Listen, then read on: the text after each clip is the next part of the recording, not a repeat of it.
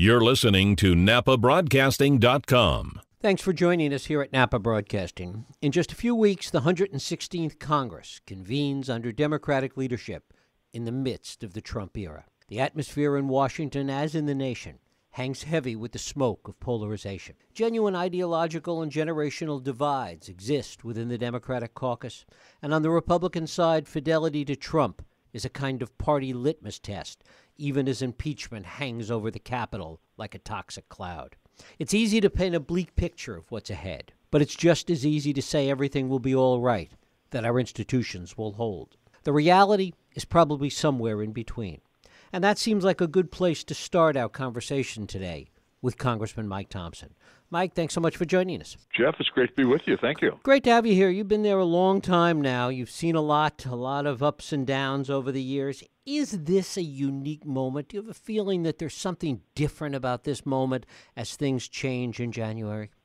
Well, I think there's something unique, and I think there's something that's very much the same as it's always been, and that is, and in your read-in, I think you asked that question.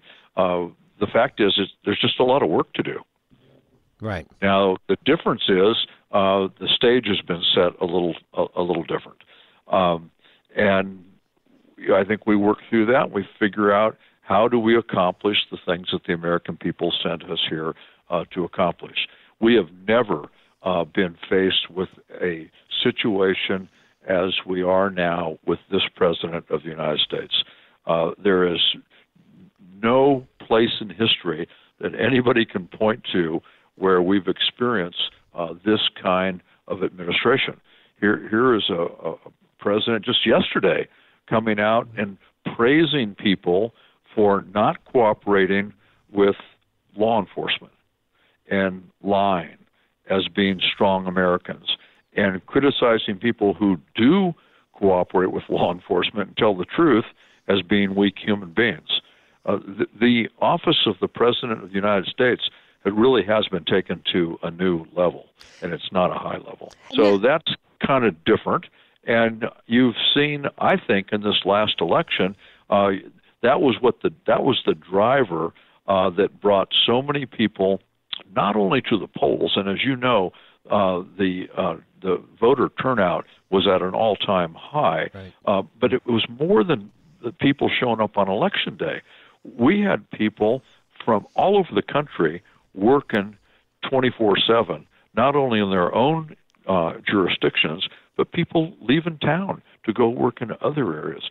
We had it in our district. We had people who not only did bus trips to other districts and other states to work, but we had people who moved from California's 5th Congressional District for a month or two to go in and live in another district so they could get out the vote, so they could walk precincts, so they could involve themselves in a district that could be flipped, and the results were phenomenal.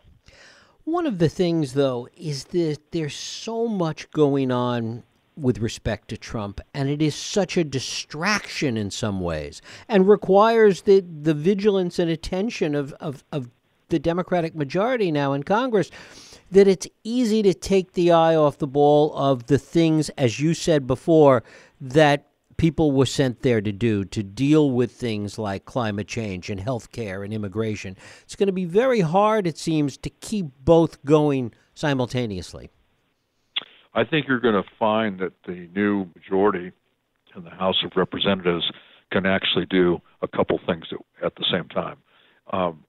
I don't think anyone is going to ignore the antics of this administration nor the inappropriate behavior that may occur with this administration. But at the same time, I think everybody knows that we've got a very narrow, we being the new majority, have a very narrow window through which to show some accomplishments, to show the American people we can do the work we were sent here to do. Jeff, we probably have 8 months, and that may be, I may be too generous, but we probably have 8 months during which time we're going to have to show some success, show some deliverables, if you will. And you know, you hit on them. People want to make sure that We're doing things to get people to work. We want to make sure that we're addressing issues such as climate change, mental health, housing, transportation, protection for people with pre-existing conditions, protections for retirement security. And I think we can do that. The committee that I'm on, Ways and Means, has a lot of jurisdiction over the issues that the American people are worried about and interested in. And I know that we already have a plan where we're going to be working on transportation infrastructure. We're going to have a plan where we're going to be working on protection for people with pre-existing conditions. We have a plan where we're going to work to protect Social Security and Medicare. The Ways and Means Committee, that's the committee that wrote in the back room under this current majority this tax giveaway bill that added $2.3 trillion to our national debt. No public hearings, no expert witnesses, $2.3 trillion to the debt. It's signed into law by this president, and Paul Ryan says in the days following that the debt is now too high. We're going to have to look at cutting Social Security and Medicare in order to compensate for that. That is not only wrong, that is inappropriate behavior on the part of the people on the Ways and Means Committee. And it's already, I think, the reality starting to sink in. Today we were scheduled to vote on another tax cut bill that was billed as a bill to legislation to fix some of the problems in the last bill. And the problems in the last bill came about in large part because we didn't have any hearings on it. We didn't hear from any expert witnesses. So in the middle of the night, they write the second bill, no hearings, no expert witnesses, to fix the problems they created in the first bill. And I think they got the word because at the last minute today, they pulled that from the floor, and we're not voting for it. I think people got it. This majority did this bill. They went out across the country saying working people are going to get a $1,000 tax cut, and I suspect some people did. What they didn't tell anybody was everybody in this country now has a $15,000 obligation as their percentage of the $2.3 trillion that was added to the national debt. So I think things are going to go well in this next Congress. And how do those deliverables happen with Trump still in the White House and a ever so slightly larger majority for the Republicans in the Senate? Well, we're going to worry about getting legislation passed from this House over to the Senate. And then, as you well know, with the will of the people, you can do anything. Without the will of the people, you can do nothing. I think it was Abraham Lincoln that said that. So we want to make sure that we do our work, and then the will of the people can explain to their representatives in the U.S. Senate it's time to do their work. So if there's a stoppage someplace, the voters in the 2020 election will be able to identify exactly where that stoppage took place. And how much, take us inside baseball a little bit in terms of the strategy that the Democrats in the House have to, as you say, be able to do both of these things at the same time, to be able to focus on these issues that are so important that you've been talking about, but at the same time hold the president's feet to the fire? Well, I think that'll be easy. We're going to have, we'll have control of the different committees. We'll be able to have oversight hearings on the different things that he's proposing. We're going to do legislation. I'm pretty excited about my bill for background checks for firearms. I suspect that's a bill that we pass in the first 10 bills that we pass over to the Senate. Background check expansion will be part of that. You're going to see probably infrastructure legislation, protection for people with pre-existing conditions, and maybe even a drug pricing bill come out of the House in fairly short order. Mm-hmm. Talk about you personally and how this change, this being in the majority, is going to affect you on the Ways and Means Committee and in terms of your own legislation that you want to see move forward.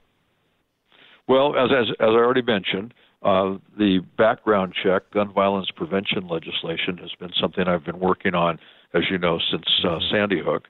I've had bipartisan legislation for 6 years now. The Republicans refused to have a hearing on it.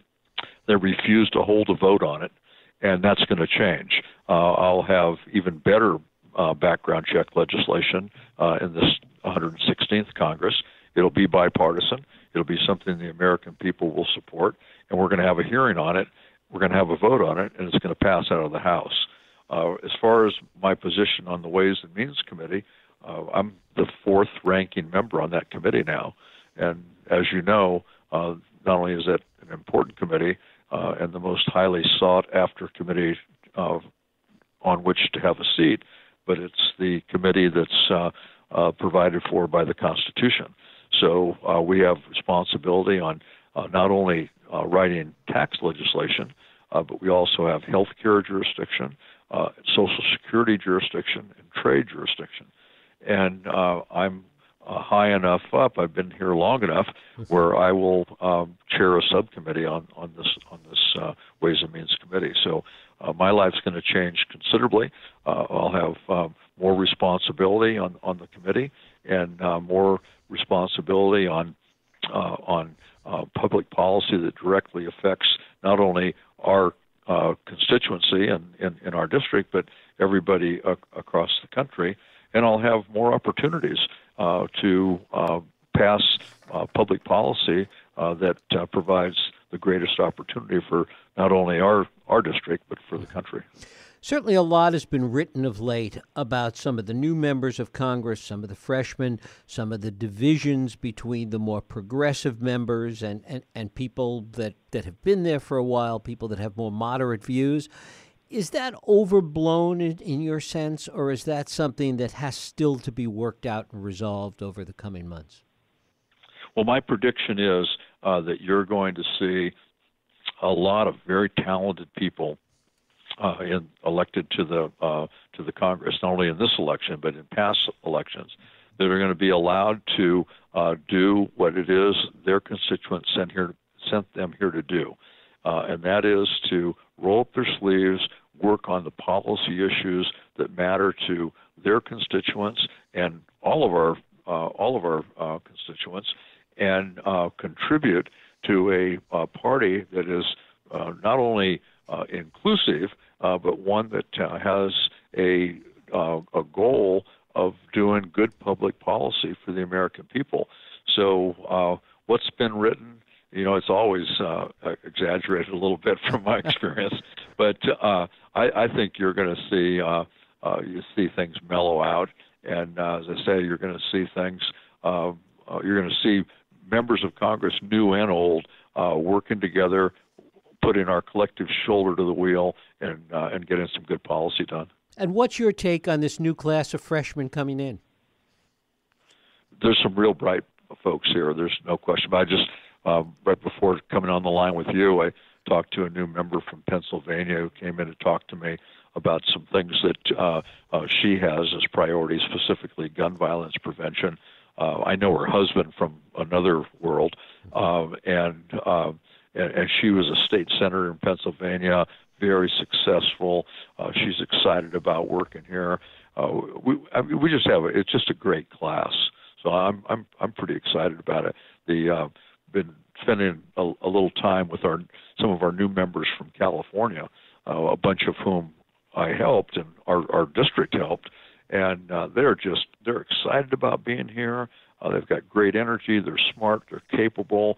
They're successful in their own right. It's going to be a good class.